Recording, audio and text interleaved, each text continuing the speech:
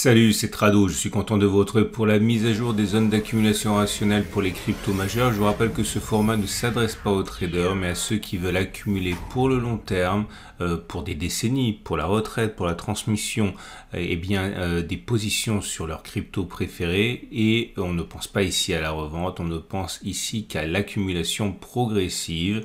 Et on va commencer à tout seigneur, tout honneur par Bitcoin. Bitcoin qui reste englué pour l'instant dans cette énorme zone de support trimestriel. Je vous rappelle, si on remonte sur les données de long terme, que cette zone retrouve son origine dans le fait que c'était une résistance. Cette résistance a été cassée, elle a donc changé de polarité comme cela se produit, on va dire de manière classique. Et cela fait maintenant 6 mois, enfin 5 mois que l'on rebondit sur cette zone qui est, je le répète, une énorme zone d'accumulation rationnelle dans laquelle les investisseurs sont nombreux à construire leur position. Donc à ce niveau, la bonne nouvelle, c'est que on est toujours sur une zone d'accumulation rationnelle, et ceci malgré le fait que la tendance de long terme soit baissière, et au même titre que la tendance de fond qui est baissière également, puisque nous sommes en dessous de la M200 et en dessous de la M50. Il y a un petit réveil ce matin, enfin dimanche soir, avec une progression de 1,4%.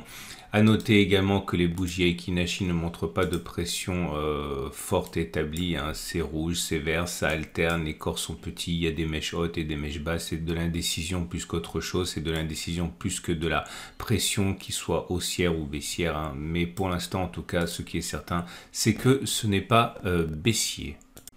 Et on passe à l'Ethereum, qui également est sur une zone d'accumulation rationnelle. Cette grande zone rouge ici dont je vous montre l'origine, pareil, c'est une zone qui était, comme pour Bitcoin, une énorme zone de résistance. Je vous rappelle qu'historiquement, ça correspond au plus haut de 2018, la première, non pas la première, mais la première vague médiatisée, on va dire, de hausse.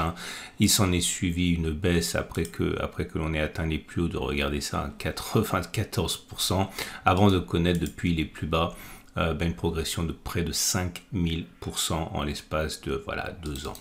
On espère le même sort pour la prochaine vague de hausse, et pour l'instant, encore une fois, les cours de l'Ethereum se négocient pour l'instant 50% plus haut que les plus bas de juin 2022.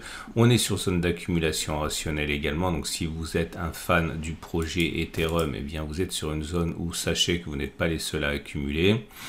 5 mois dans la zone sans véritablement parvenir à s'extirper pour l'instant, c'est normal, c'est à la mesure de la progression qu'il y a eu précédemment, il faut consolider ça. Et si on regarde les bougies Aiki-Nashi, la tendance est baissière, la tendance de fond et la tendance de long terme est baissière. Les bougies Aiki-Nashi, je disais, ne sont pas baissières, c'est pas extrêmement haussier parce que les bougies sont encore courtes, mais c'est définitivement pas baissier. Ce qu'on veut, ce qu'on recherche, ce sont des bougies comme ça, longues, sans mèche basse, ça c'est bien, ou au moins longues, et encore mieux, longues et sans mèche basse étant verte. Mais pour l'instant, les bougies sont bien vertes, donc il n'y a pas de doute à ce sujet. Simplement, ça reste, on va dire, un peu timide, mais on est sur zone d'accumulation rationnelle. Et voilà Binance Coin. Si vous vous intéressez au projet, là aussi, votre grande chance, c'est que nous sommes sur cette énorme zone de support mensuel. Encore une fois, si vous débutez dans mon format, vous allez penser qu'il s'agit d'une erreur, mais non, c'est bien une énorme zone de support mensuel, dont l'origine est à chercher également sur les unités de temps longues, tout simplement parce qu'il s'agit d'une zone de support qui n'a pas été cassée depuis plus d'1 an. On est donc obligé de la faire figurer telle qu'elle. Depuis mai 2021, on transite par cette zone régulièrement sans parvenir à clôturer en dessous. C'est donc une zone qui intéresse les acheteurs, et attention, quand je parle des acheteurs, je parle des acheteurs qui font le marché, c'est-à-dire des gros intervenants, du smart money comme on dit. Donc il faut comprendre que toute excursion ou incursion dans la zone basse de cette zone serait également zone d'accumulation rationnelle. Je vous dis que si on pouvait baisser même de 20%, on serait encore dans cette zone d'accumulation rationnelle. Donc il n'y a rien d'autre à faire pour l'instant que de tirer parti de cette zone dans laquelle nous sommes englués, et tant mieux si on va plus bas.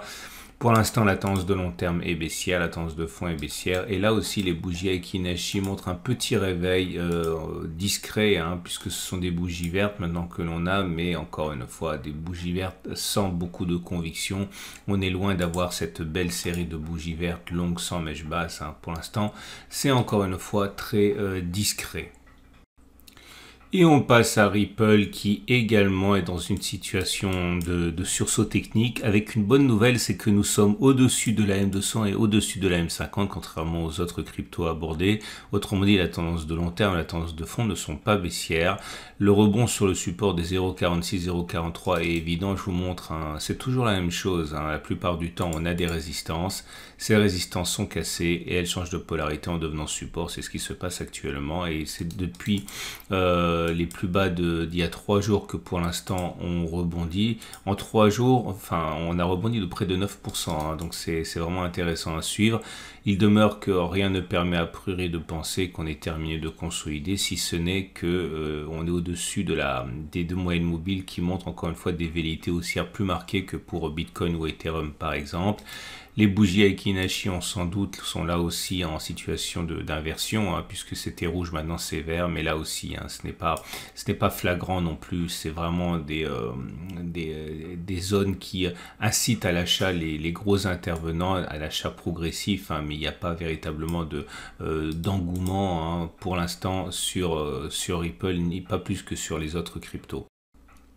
Alors Cardano me semble être le maillon faible techniquement car on n'a rien sous les pieds, on a cassé un support important, là regardez c'était 0,39, 0,47, c'est une zone qui avait fait illusion depuis mai 2022, cela fait 2 semaines qu'on a cassé cette zone et donc à partir de là on n'a plus rien de solide avant 0,192, 0,127, ça ne veut pas dire qu'on va nécessairement y aller, ça veut simplement dire qu'on est un petit peu en train de naviguer à vue, il y aura forcément un rebond quelque part si les autres cryptos décollent, mais dans l'état actuel des choses, si ce n'est pas le cas, si les autres cryptos, notamment celles qui font le marché, ne décollaient pas, eh bien un glissement jusqu'à 0,190, 0,127 est une possibilité. Alors c'est une possibilité juste théorique, je ne suis pas en train de dire que les cours vont s'effondrer de 50%, je suis en train de vous dire simplement qu'il n'y a rien de visible. On peut toujours tracer des supports obliques, hein, qui pourrait aider un petit peu. Par exemple, voyez-vous, on est à l'intérieur d'un grand canal, si on veut, on peut le tracer ainsi. On peut donc envisager qu'il y ait du support intermédiaire, mais ce n'est jamais aussi fiable qu'un vrai support horizontal.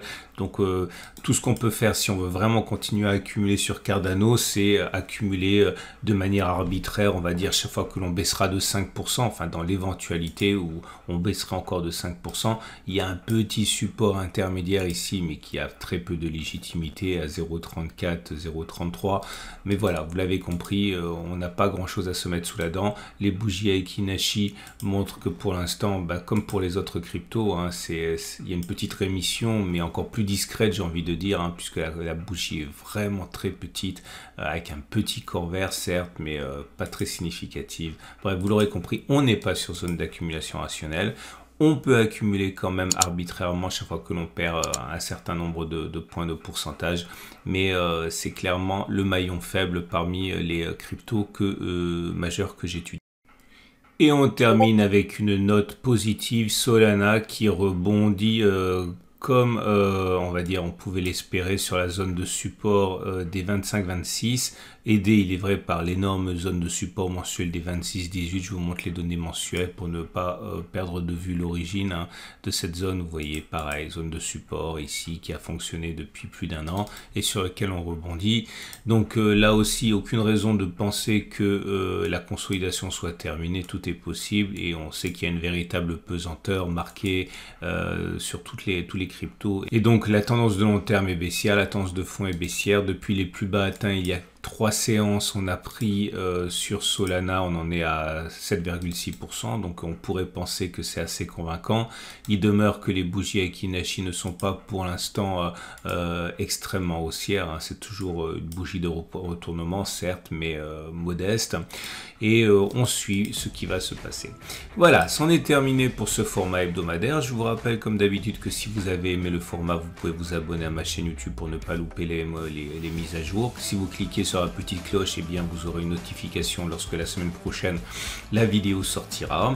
Je vous souhaite une excellente journée. Tous les graphes sont issus de mon partenaire PRT. Si vous ouvrez un compte, vous pourrez avoir les graphes en temps réel. Et je vous dis eh bien à la semaine prochaine pour la mise à jour.